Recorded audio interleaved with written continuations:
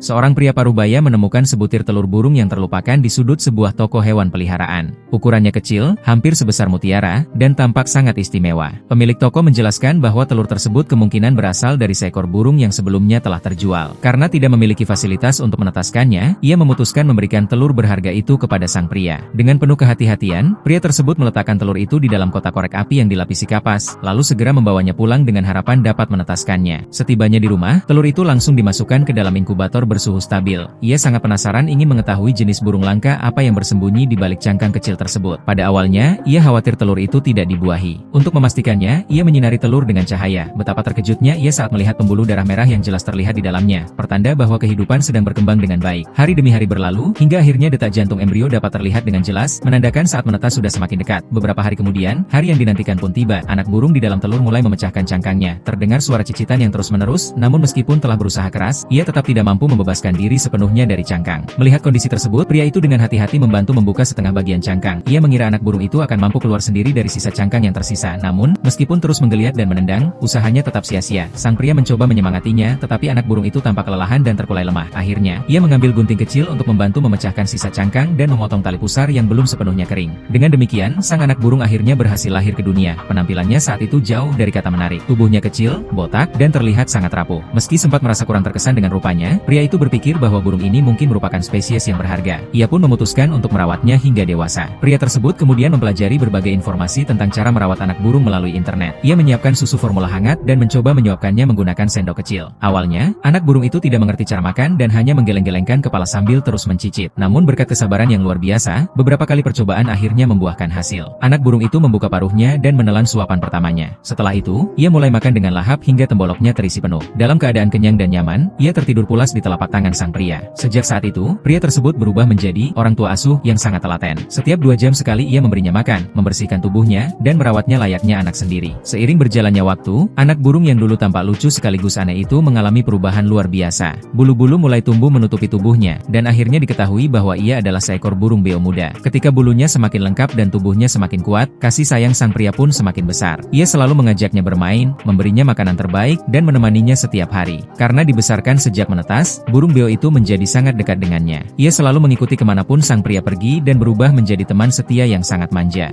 Bahkan setelah mampu terbang dengan bebas, burung itu tidak pernah pergi jauh. Ia hanya terbang di sekitar area yang masih dapat dilihat oleh sang pria, seolah tidak ingin berpisah dari orang yang telah menyelamatkan dan membesarkannya. Tak disangka, sebutir telur kecil yang terlupakan di sudut toko hewan peliharaan mampu menghadirkan sebuah pertemuan yang hangat.